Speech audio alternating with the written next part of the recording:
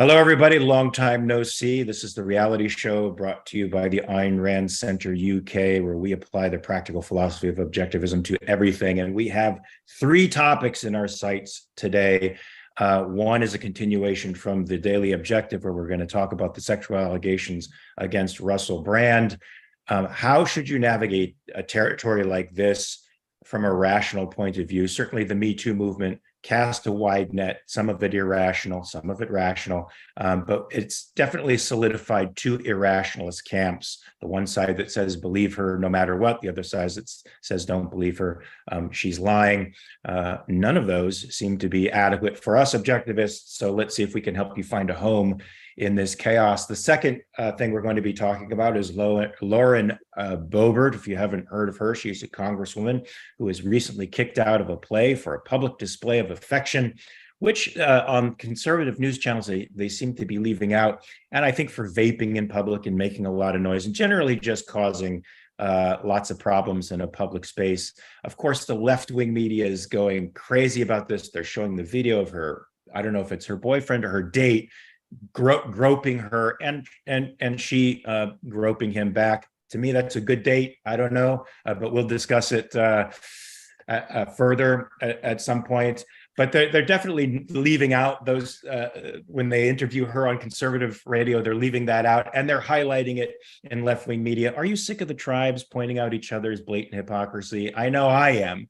I'm done with them and I want to move on. Hopefully you do too. Now, the third thing we're going to be talking about is ageism. Is this a cross-cultural thing where older people are being treated prejudicially or not as respected as they used to be? And is it coming from a fear of growing older or some lack of consciousness about what that means? We're going to be dissecting some of this with our usual suspects. With me, I have Marco and Richard, Mark Lewis and Amy Nacier. Hey guys, good to see you. Good to have you here on our panel. Yeah, baby. I think this might mean something else in the UK, just so you know. Yeah. I could be wrong. Marco and Richard could tell me. So let's start with Russell Brand. He's big news. He's probably bigger news over in the UK than here, but it's pretty big over here. He's been accused of sexual misconduct, even rape. And from what I understand, I did not see the documentary, so Marco and Richard, that was behind a UK wall. Some Americans couldn't see it. I'm hearing it was a bit prejudicial, but there may have been information out in that documentary that may be damning. As far as I'm seeing it, only one person actually went to a rape crisis center and immediately following the incident. Another person I heard interviewed said she found herself on the bed fully clothed and he was naked. It seemed like several steps were left out of that equation that I'm very curious about. What do you make of these allegations? And what should we as rational people do to navigate these stories as we find them? Let me start, if you don't mind, first I want to start with Marco and Richard, because you guys are from the UK. You guys are in the UK, so you guys have an immediate sense of what's going on. Yeah, to be honest, I wish that the wall had been a bit thicker because I could have done without watching that thing. It was actually, I've never liked the guy. I think it's a sleazy douchebag. I really don't understand why he's such a popular guy. To the extent I actually didn't realize he was around for at least a decade. I just find him repellent. I can't even spend time looking at him. But the documentary itself seems to be the usual narrative of a media company trying to show how much better they are than anybody else who used to employ him. And if you saw a few clips from it, there were some cutting in of flowers, close-ups of roses, just to kind of suggest that these guys are so innocent, so clean, and it didn't really make any logical sense. Certainly, you couldn't use it in a court of law because it didn't actually make a case as such, apart from showing that the guy is an idiot, and the whole environment is quite beyond redemption, to be honest. Yeah, absolutely. I think it's a shame we don't get hazard pay for being told to watch these things, because this is a bit more than just reading a Guardian article. That's 80 minutes of my life I will never see again. But yeah, I mean, the guy is famous for being salacious and edgy and vulgar and having a provocative sexual attitude even on stage when doing his comedy routine, and he's being torn down in many ways for the same behavior that got him famous in the first place.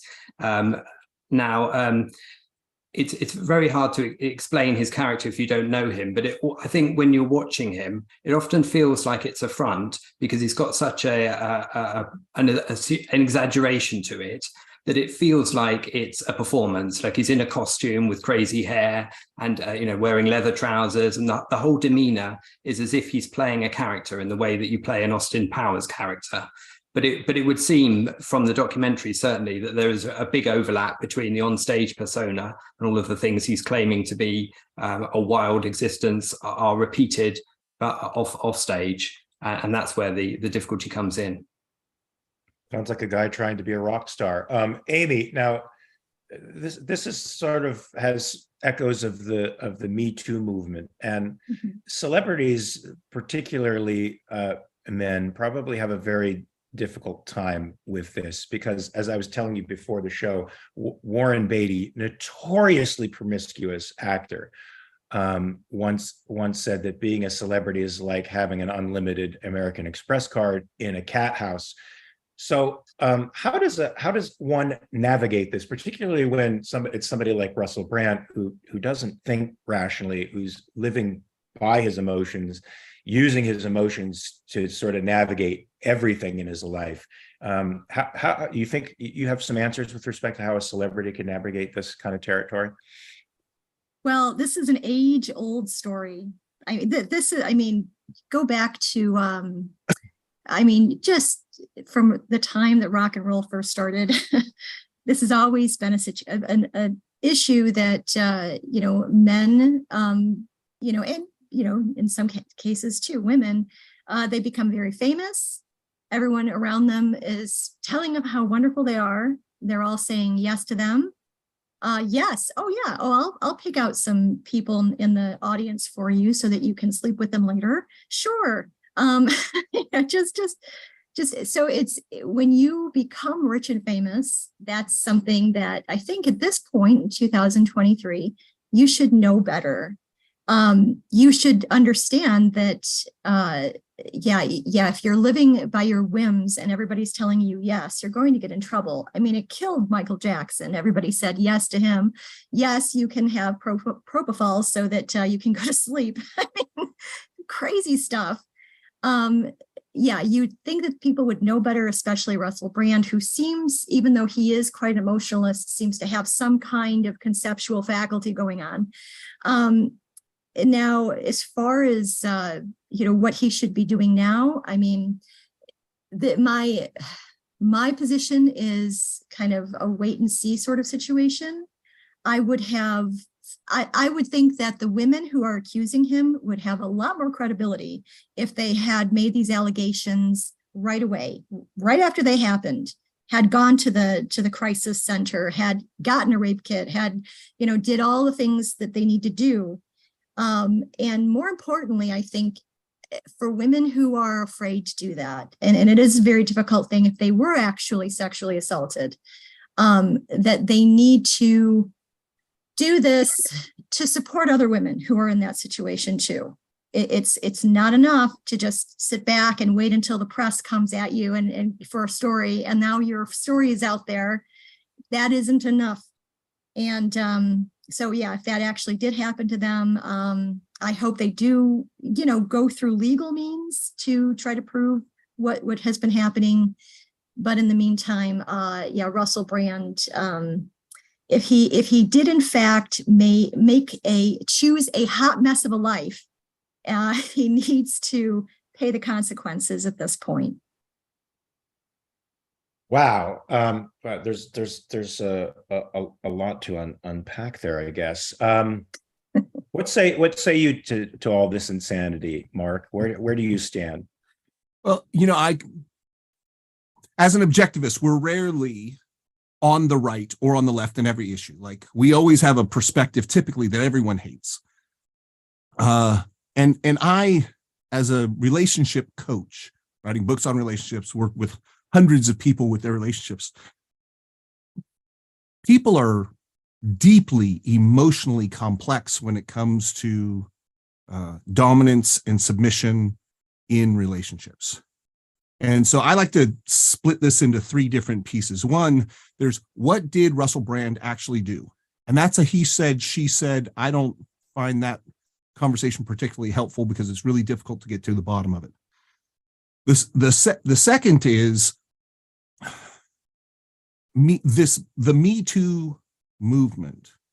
When it came out, I was so excited and positive about it because it was bringing to the forefront, bringing to consciousness a whole set of subconscious behaviors, masculine, feminine, in the culture that I felt really needed to be addressed, especially because I work with lots of women who had gone through relationship issues, men going through relationship issues. And so I was really excited about it, but then it, of course, became a political football and became an absolute mess. And then there's this question of how can men and women play out dominance and submission fantasies in relationship without having later blowback. I had more than half a dozen women in my practice who, on the one hand, liked being called a slut, liked being choked, liked being dominated, but then would regret it. And I would, like, perhaps at one time in life, I would work with them, and then another time I would work with them. And how do you psychologically integrate that? What about the guys who, like, they were all for it? They chose the guy because they were willing to play that game and then later regretted it. How do we deal with that as a culture? And for me, the really interesting part of this whole situation is that it brings these unconscious, subconscious, emotional, psychological issues into the conversation where we can actually have them. And that's the part that's actually interesting about this for me. Russell Brand is, of course, a comedian. His job is to push boundaries, and he made his living off of pushing sexual boundaries. Anyone who interacted with him knew that they were entering that realm. Now, what does that mean, that they knew that? What kind of responsibility should they take? What responsibility should he take? Fascinating question. So really, for me, it's all the questions that this brings up that's really interesting. Well, I think those questions are harder to answer the more we try to eliminate the differences between men and women, the psychological differences, the physical differences, the things that are actually real. Now, I thought I read somewhere that some of these accusations were fairly immediate, but were sort of lost in a lawyer's maze. And this sort of makes me think the Me Too movement that I thought was interesting was that it exposed power dynamics, right? That's what the left loves anyway. They love these power dynamics, and in appropriate and inappropriate ways. So it applied power dynamics in the workplace, where a man has a superior position, where he's in a position to exploit somebody under him and uses that position to lord it over the person under him, incite fear, and then manipulate them to get stuff that he wants. And then they try to create that same power dynamic between a celebrity and somebody in an audience, where he picks somebody in the audience and says, hey, let's go home and sleep together. Is that all right? Sure. Where it's a consensual relationship. But the power dynamic, I'm sorry, it may exist in a sort of psychological fashion, but it's not the same. Marco and Richard, what say you to that, to this attempt to spread power dynamics everywhere in our society, and to say that we are dictated by them and we have to eliminate them entirely?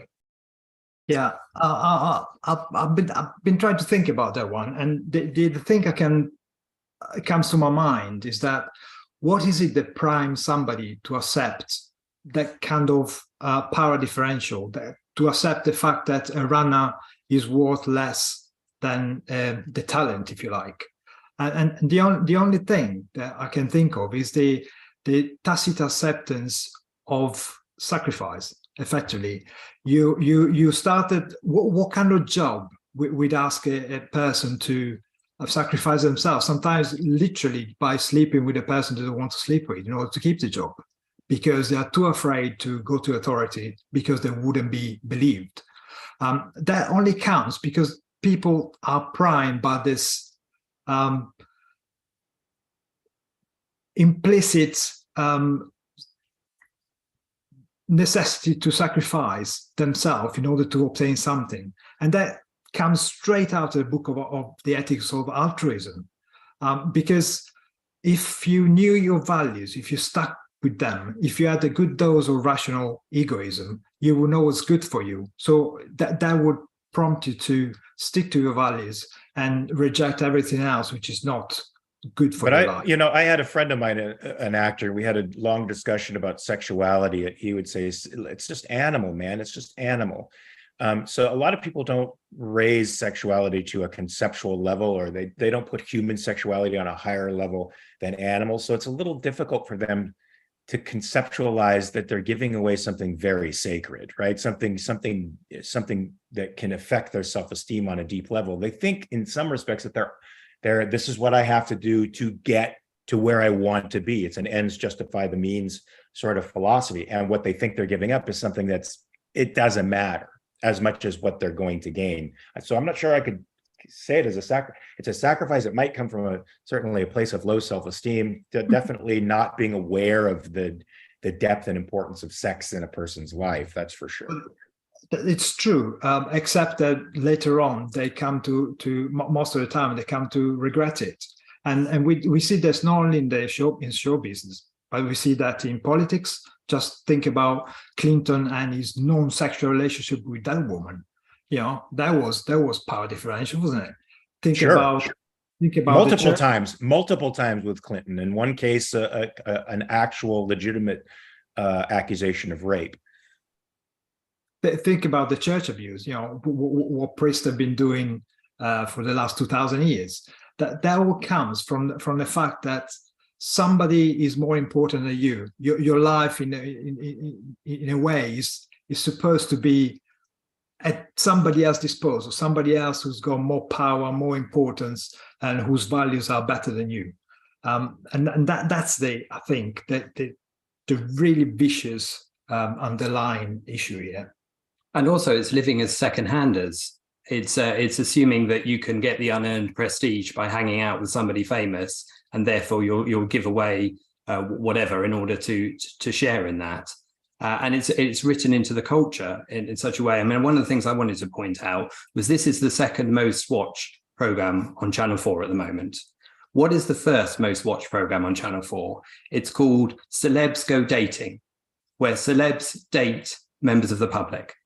I mean, if you can't see the irony of those two programs right next to each other in this context, and this particular channel, which is taking quite a self-righteous stance on sex, is a program that exploits sex all the time in its programs. I mean, here are just some of the programs that the Channel 4 is showing right now, to give you an idea of it. My First Threesome, Boobs. What? My Big Boobs, that's a different show. Naughty and Nice, Sex Toy Britain, Celebrity Save Our Sperm, Young Swingers, The Secrets of the Female Orgasm. I mean, I could go on and on because there's loads of them, but the hypocrisy is rife, and it's all about promiscuity. It's about not treating sex as something special. There's a program called Open House, the Great Sex Experiment, where couples are encouraged to have open relationships with other couples on TV, essentially, and lots of salacious nakedness and all that kind of stuff as well. It's really it's hypocritical, and also it's treating sex as something cheap that's given away, and that's to be expected in a cultural setting.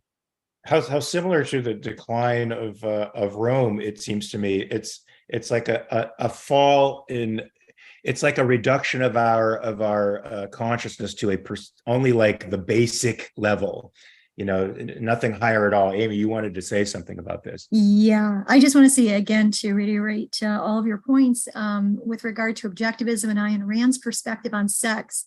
Ayn Rand's perspective, I can't say this enough. Ayn Rand's perspective on sex is so amazingly unusual and wonderful and integrated and so important for all those people watching all of those salacious programs who are curious and trying to untangle their own sexual feelings, their own relationships, their own whatever it is, because it's damnably confusing, with Christianity being the only thing that is there to sort of, well, not allegedly guide you with regard to sex in terms of just say no.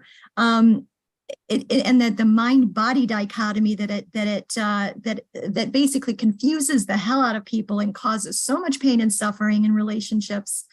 So I really, really encourage everybody to read Francisco d'Anconia's parts as a character in Atlas Shrugged that Ayn Rand wrote, or just go to the Ayn Rand lexicon under sex. Just a couple of things here. Sex is the physical expression of a tribute to personal values. Okay, so start with that. And then this is tell me if this sounds familiar. The man who despises himself tries to gain self-esteem from sexual adventures, which can't be done because sex is not the cause, but an effect and an expression of a man's sense of his own value. You can't find ideas like this except from Ayn Rand. Those are both Ayn Rand quotes. And so I highly encourage everybody who's listening right now urgently to read about sex that Ayn Rand wrote, because it's extremely important in this day and age. I think it's valuable and healthy too. Unfortunately, the culture seems to be going in two different directions, sort of a schizoid direction of the Christian ethics of promiscuity is bad because your body is bad or fallen or material, or the completely sensualist route that Russell Brand takes, which is mindless preoccupation with sex, no attachment of sex to value and to the personhood of of someone else. And the Me Too movement is that attempt to shift all this in a way that won't change anything, unfortunately. And the more we get away from identifying real differences between men and women that actually do exist, the more we get away from identity itself as being meaningful and connected to reality, I think the further away from any answers we're going to get. I do think objectivism is certainly an island in a sea of chaos. So as objectivists, I think we have to say the charges, Mark, we don't know whether they're true or false at the moment. All we could say is it's a he said, she said scenario. They should be taken seriously, but the woman should not be believed because she's making the accusation, and she shouldn't be disbelieved because she's making the accusation. The evidence should be looked at, and the guy should be evaluated objectively, whether you like his character or not. What say you to this? Well, absolutely. Absolutely. When it comes to the actual, how are we going to how are we going to decide who's right and who's wrong here? We need to deal with the facts. We need to approach it rationally, judicially. When it comes to his character, again, the character speaks to, and to piggyback on Amy, the mind-body dichotomy. Explain that for people, because there may be people watching who don't know what the mind-body dichotomy is. Okay, so the general way of thinking, especially since Descartes, but going back to Augustine, going back in history, is that on the one hand, our consciousness, our spirituality is mental, it's our mind, but then we're brought down by our body. Our body is animal and carnal. And that either we're going to pursue a carnal strategy or we're going to pursue a mental spiritual strategy. And this dichotomy, approaching it this way, leads to, as Dostoevsky put it, if there is no God, if there is no spirit, then everything is permitted, right? You might as well just be hedonist. Either you're going to be an aesthetic and not do sex, or you're going to go into it without any values. And it's that split that our culture perpetuates, teaches, profits from, that's at the heart. And Ayn Rand said, no, this is a false dichotomy. Our mind and our body are part of the same system. They're both expressions of the same fundamental principles. What you need to learn is what's irrational in your body, what are your instincts that are not serving you, and how to use your rationality to determine where are your real values, what truly serves you, and how to act on that. And sex is it's the paragon situation. It's the perfect place where your body is so powerful and your spirit is so powerful. And most people, when they're confronted with those two things at the same time, it's psychologically very demanding. And so the idea of the Christians that you should probably avoid that unless you're in a committed relationship is really smart, because when you put those two things together, most people psychologically short out. It requires a tremendous amount of rationality, self-understanding, self-esteem to be able to go fully into your sexuality without giving up your values. And it's like subjectivism versus rationalism. It's not just all in your head, and it's not just all out in the world. Objectivism says that our experience of the world is our body, our mind, interacting with reality. And it's that integration of reality and our mind that we need to focus if we're going to create a great life. And sexuality is that place. And Russell Brand's character is exactly not that. It's, I'm intellectual, I'm smart, I make my brand on being clever. But then when it comes to sex, I'm an animal and I'm crazy. And so I think his character is central to the issue, regardless of who's right and who's wrong. Yeah, for sure. But it definitely isn't part of the legal judgment as to whether he's been, whether he's wronged somebody.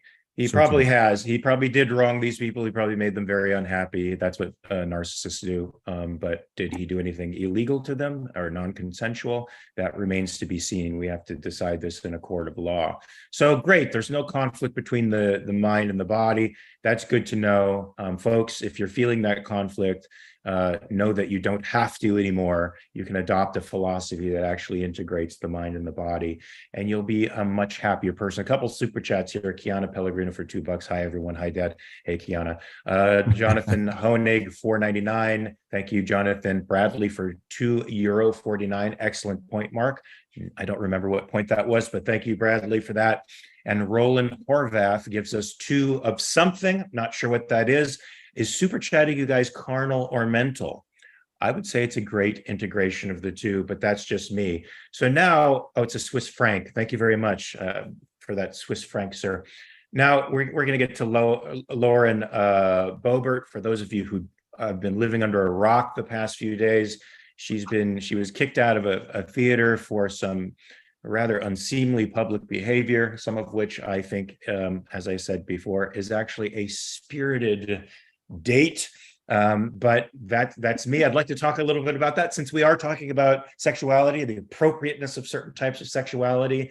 I was a young man once, so I might have been filmed at any time doing some things that she did. I think the problem the left has with her is that they claimed it was an inappropriate display of affection, and that she is a Republican conservative who proclaims herself to be a model of morality, once again with the Christian model of this anti-material, this inhuman, gutted body that should have no feelings or sense mechanisms or have fun in the world, I guess. They're trying to kind of throwing that in her face, and she's become a bit of a controversial figure. Amy, what say you about Lauren's displays of affection?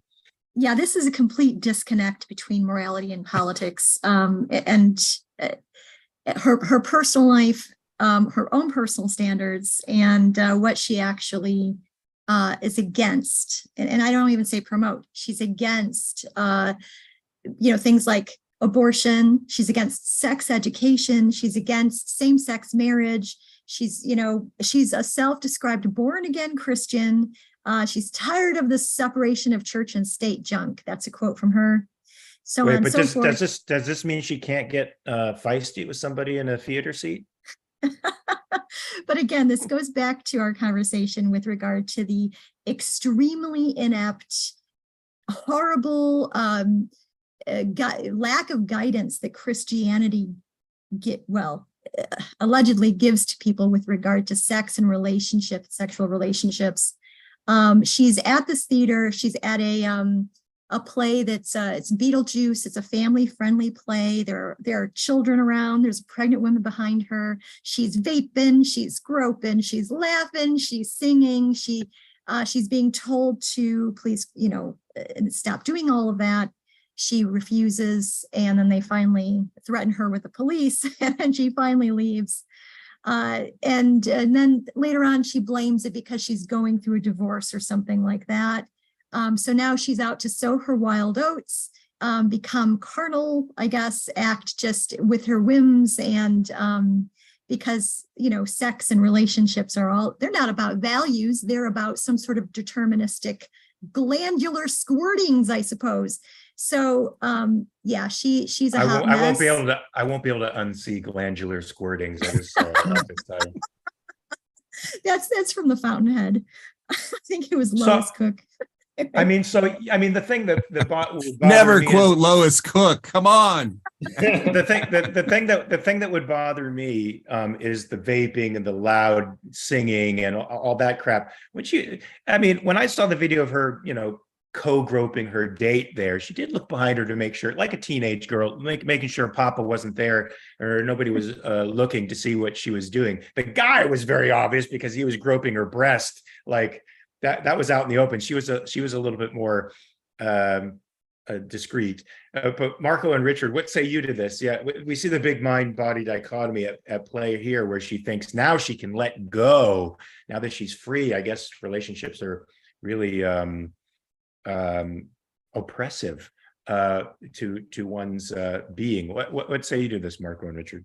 Well, I don't really know the woman, but she definitely comes across as a crass, entitled, and definitely rude, because you're in a setting where you're disturbing other people at theater. So try to behave a bit in a civilized way. But it makes me laugh that the left don't do anything to upset the left going to a theater. The classes, the lovies, as we call them here in Britain, they love their theater. Don't mess with it. It's the last thing you might do. But reading the article, to me, feels like it's a look at this uncouth MAGA woman. That's what these civilized people do. They disturb the theater. They behave like louts. And it all feels like the usual rhetoric about, oh, these people are not supposed to be in politics. There's no room for them to be in politics. The Trumps and the normal people, whether they are polite or not. So it feels a bit like, yeah, you're right, you got a point. But then again, what's the selective scrutiny? Why don't you go and investigate why Nancy Pelosi is worth $100 million when the salary is actually $200,000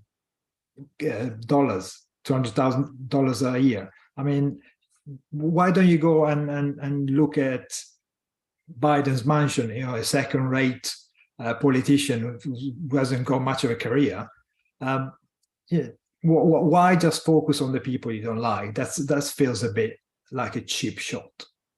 Yeah, I think it's definitely a case of manners in this case, from what I can see, and also how manners show your character. And you can't have one personality on the podium when you're presenting as a politician and then show a totally different character behind the scenes. Your character should be your integrity. It should be based on your integrity, and that should be as evident when you're in a public restaurant as when you're presenting policy in front of crowds of people at a rally or something. I think one of the things that I found strange about this was, the apology that came through, because that's kind of falls into the standard school of how to do apologies these days. You sort of ridicule and gaslight the person who you've offended. You omit or misdirect what really happened. You muddy the issues. You claim oppression or dark forces, and then as a last resort, you resort to personal responsibility. But it's always of the I'm sorry you feel that way type of apology, which is no apology anybody wants. And that only counts when somebody points out, actually, there's a video that shows you doing it, so you really can't deny it anymore. Yeah. Well, this seems to me, regardless of whether the people complaining about her have a case in the right, and they certainly do. She was disturbingly inappropriate. It does seem like more tribal stuff. Mark, don't you think? I'm sort of sick and tired of seeing the right highlight the hypocrisy of the left. You know, we see it all the time, and they're telling us to do less while they cruise around in private jets and don't wear masks and keep their own businesses open and go to expensive restaurants while we're stranded at home by their diktat. And then the left pointing out the right's moral hypocrisy with respect to sexuality and any other hypocrisy that they might hold. We know that as objectivists, that the tribes don't hold their own morality very seriously, that they don't take their morality very seriously. But I'm sort of sick of this gotcha stuff. That's all politics has come down to now. It's not about issues. It's about how they can get the tribe. What say you to this, Mark? Yeah, it's so juvenile and transparent. It's ridiculous. So with my friends, I came up with the term. It's RTR, reverse the roles. Always just RTR, reverse the roles. If Lauren Boebert were teaching this to children in middle school, here's how you grope, here's how you vape, here's how you laugh, here's how you sing, and let yourself free, she would be applauded. Right? She was actually being a good liberal in that situation where she was living her best life and she was expressing herself sexually. If she was transgender and someone, oh my gosh, you're just transphobic that these people are making out in a theater. And so, first of all, I think it's ridiculous. And then but then I do think that the difference here is that those people, she makes a public display of withholding that kind of stuff. This is the advantage that the liberals have, because they say that you can't have a consistent value system. They can't be charged with hypocrisy, whereas conservatives pretend to have a value system so they can be charged with hypocrisy. And so they just have one more, you could say, one more vulnerability in their political armor. But it's again, if it were Republicans and this were a Democrat, all the Republicans would be saying, this is absolutely horrible behavior. And all the Democrats would be saying, why are you so sexually repressed and not allowing this to happen? So again, it just brings out the farce that politics is. And I personally like just how ridiculous it has become, so absolutely transparent that anyone who has half a brain looks at this and recognizes the pure partisan nature of the problem. Now that said, I like civilization. I'm quite fond of it.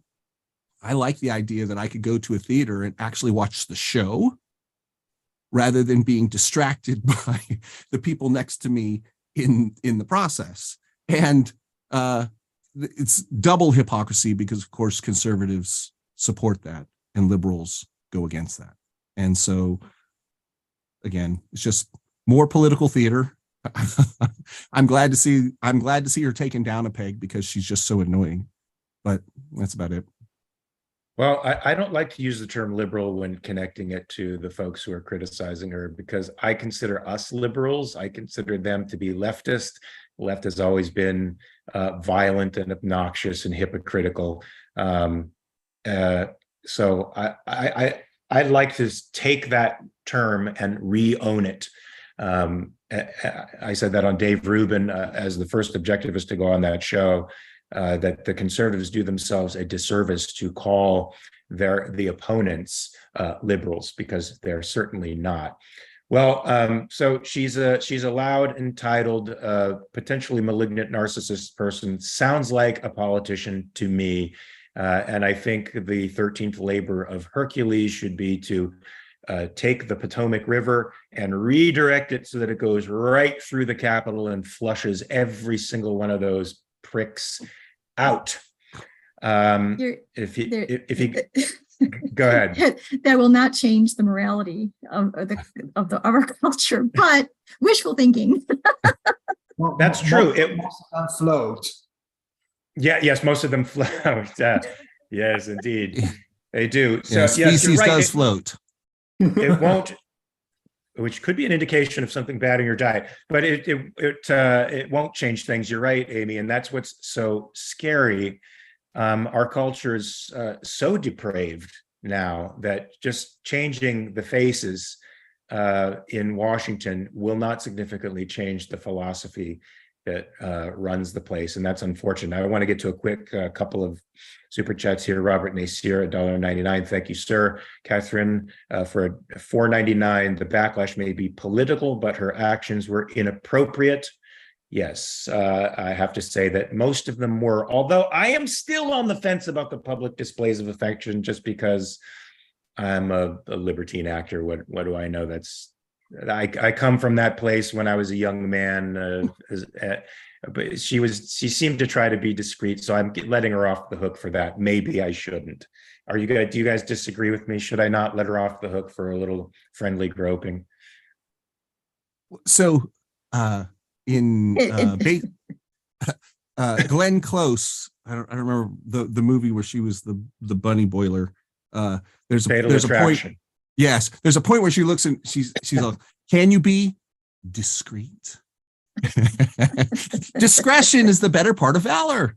Well, I'll say that the theater that they were in made the right move with regard to removing them, since this was more of a children's kind of play. But they removed her based on the overt acts, like the loudness, the laughing, the singing. She was filming the cast, I think. She was vaping. Yes. Who vapes in a place like that? I think that if it's dark in the theater, most people, and you're discreet, most people aren't going to know.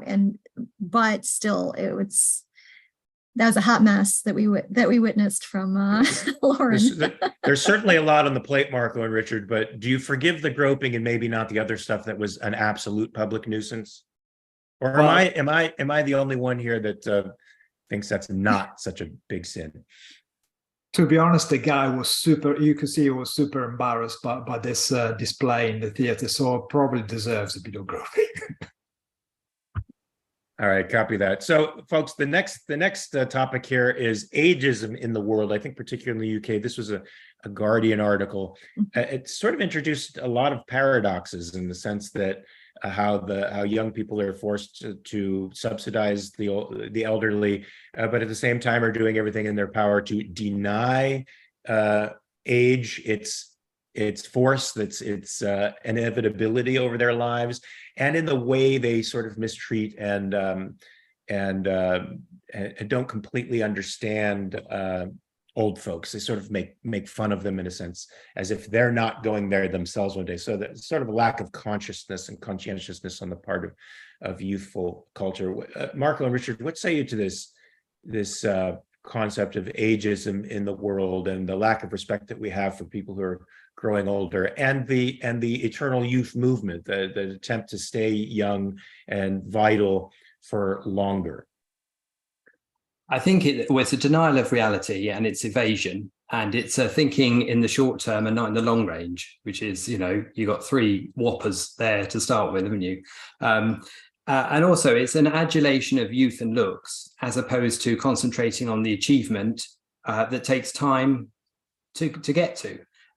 So again, they're looking at it wrong. But I think what it's really fear of is its fear of being irrelevant, being obsolete, of being ignored and treated how they themselves treat old people now, whilst at the same time possibly recognizing the error in such a treatment, knowing that they're going to be on the other end of it at some point in the future. Yeah, I mean, fear of growing old, fear of missing out, fear of being obsolete. life is too short to be always in fear of something.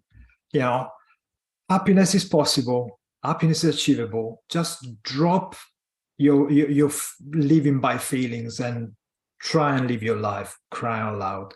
You know, it's true.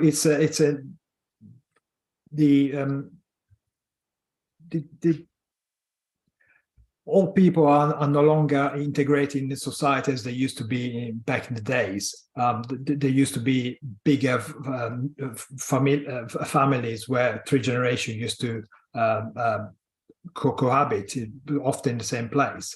So there was a kind of transmission of values from the old generation to the youngest one. And that seems to have disappeared lately.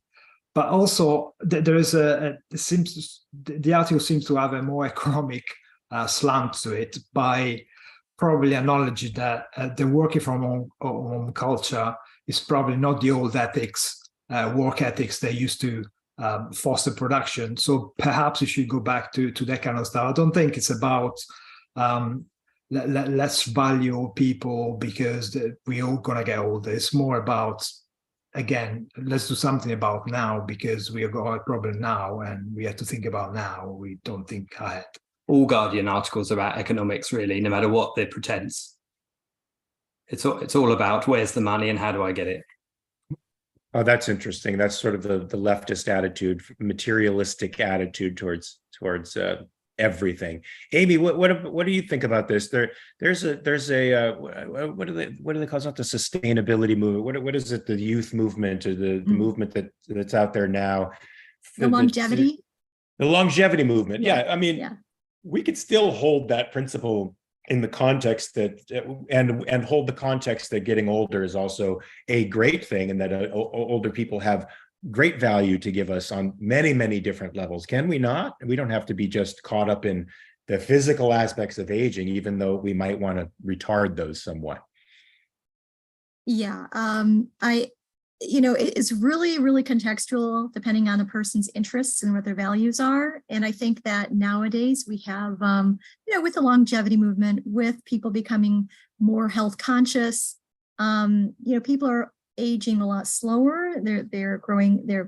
People are getting into their 80s and 90s without people blinking an eye. Back in the 80s, person died at the age of 65, and people would say, "Oh, that had a long life."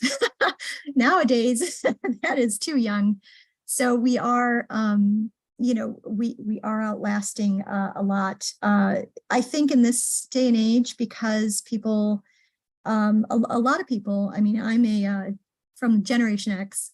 I know I grew up learning computers. So I don't have any real disability with regard to figuring out the VCR, as they said, or figuring out the computer or the new iPhone.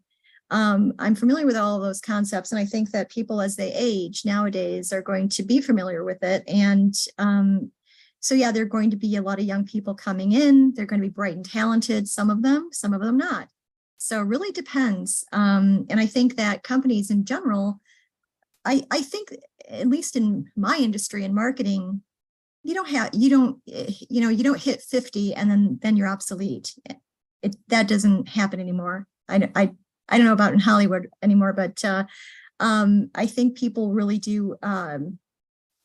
They can become exceptions to the rule in that regard, and I think that trend is going to be even greater. And but as far as like how many people are out there creating and producing, the more the merrier, for goodness sake. If you want, and if you don't want to deal with corporate culture or whatever it is, and the ageism, and start your own business.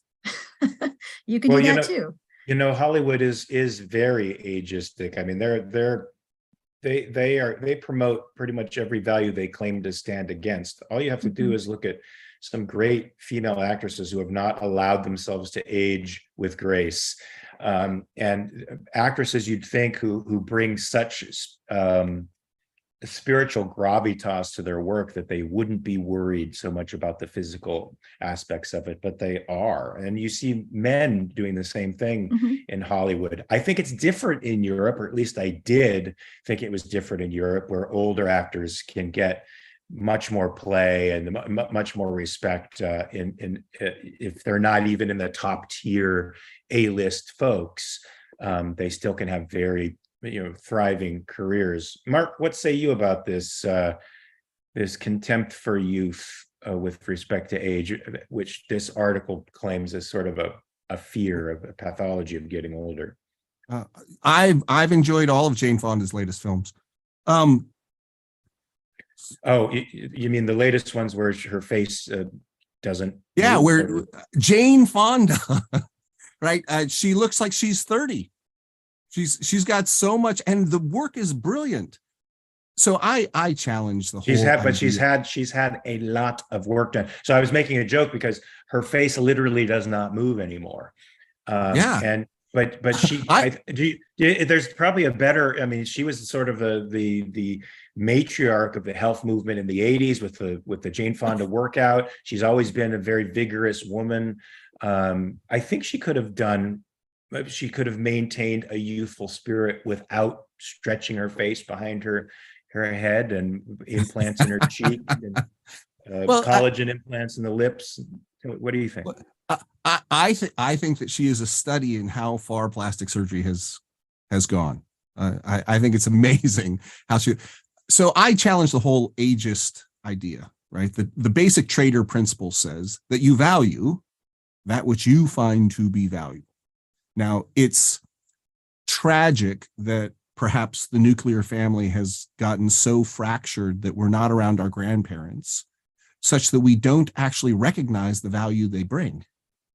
But since the bulk of the culture doesn't teach you to actually value knowledge and wisdom and intelligence and rationality, it's not surprising that we don't value people who have those things but don't have the superficial things that we're encouraged to value. And especially in Hollywood, Jane Fonda gets her roles largely because she has constructed herself to be an anachronism. It's like, how old she is, but she doesn't look it. And that's just fascinating. And so the question for me becomes, if you are older and you want to be valued, the question is, how do you want to be valued? By whom do you want to be valued? And what do you bring that is of value? Again, a lot of times in the corporate culture, the reason that you let people go at 65 or in their 50s, the reason you let them go is not because they don't have the skills. It's because their salary has grown to the point where you can hire 2 younger people for the same price that you pay them.